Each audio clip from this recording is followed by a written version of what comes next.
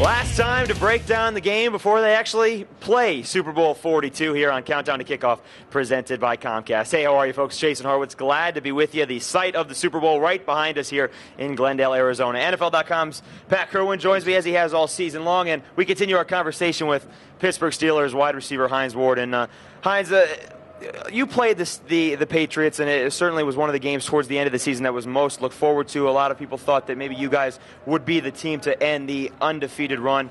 They're still undefeated as they get here. What is it about the Patriots from a guy on the field that they do?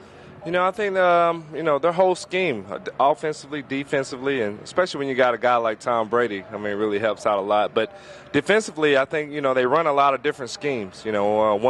One game they'll be in 3-4 front where, you got 3 down linemen, 4 linebackers, and the next week they have 4 down linemen with 3 linebackers. So it really makes it hard for offensive linemen to really protect and run block because, every week you don't know what you're preparing for. So as the week leading up to playing the Patriots, you're really practicing 2 game plans because you don't know, because they have that flexibility and they have that personnel where they can use a linebacker and actually use him as a defensive end, especially in Dalius Thomas, a guy who can move all around the field. Really give them an advantage to be able to be flexible to play a 4-3 and a 3-4.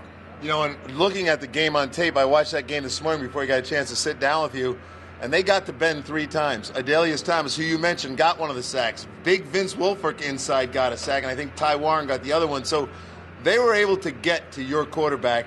I have a feeling they're going to have a plan to get to Eli Manning. Yeah, you give Belichick 2 weeks to prepare for somebody. That's something that is really going to make it hard for Eli really just to go out there and make sure he prepare himself. So not only just pick up coverage and fronts what they're trying to do. And I think, the key is for the center to make sure he calls out the mic and everybody's on the same page. And usually if the whole offensive line is on the same page and everybody's kind of on this, as far as pickup, blitz, pickup, and one-on-one, and then it comes down to one-on-one matchups. And the Patriots got some guys that, sometimes you have to double them, but, you want to make sure you win the one-on-one matchup so they don't get loose and come away with free sacks. The guy that the Giants would expect to get double coverage, the guy you played with, Plaxico Burress, wasn't on the team that you won the Super Bowl with, but he left the year before. But one of the big stories this week, or at least the media big story, is Plaxico's prediction and everything that's come out of that and Tom Brady's response to it.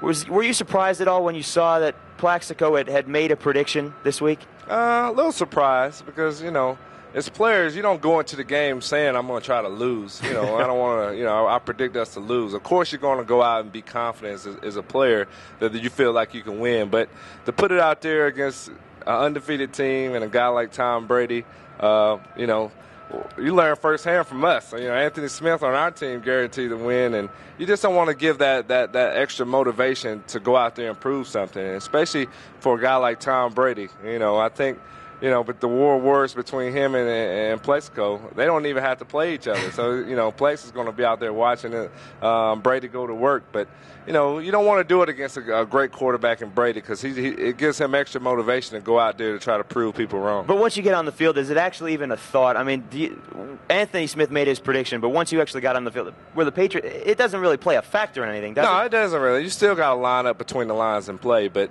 if you go out there and you make a mistake, trust me, the players are going to let you hear about it. And if Plaxico go out there and drop a couple balls here and there, I'm pretty sure I know Harrison's going to be right there in his back of his ear yelling, talking trash to Plaxico. But, personally, I hope Plaxico go out there and have a great game because I like to see him win the Super Bowl. But, the Patriots, they didn't go undefeated for a reason. They have a great team, and you have to definitely bring your A game, and hopefully the Giants can do that. I got to tell you, when I was watching the tape this morning, what they were able to do, the Patriots secondary, the back seven, if you will, is they really kept your passing game down to the under 10 yards a catch. They just were able to make sure there were no big, deep plays. I think they're going to come in with the same plan, don't you? Yeah, I think so.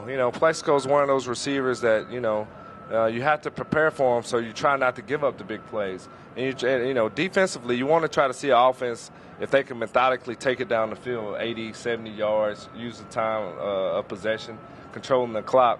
And if a team can't really do that, you take away their big play ability. Now it puts all the emphasis on third downs, conversion, and winning on first and second down. So, I think that's going to be real key, for the Giants is, using the big running backs to be able to win on first and second down and keeping it third or short. And then every now and then, hit Plex down in the middle, and hopefully he can make a big play down the field. Hines, you've been breaking this down all week. You've seen the Patriots. You know what the Giants do. What's your prediction for the game?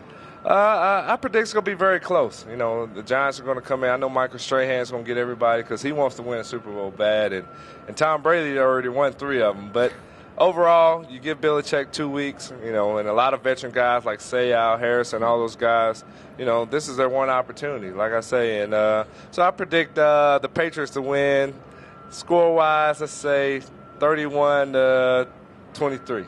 That's right on mine. Here you are, folks. Jason Horowitz.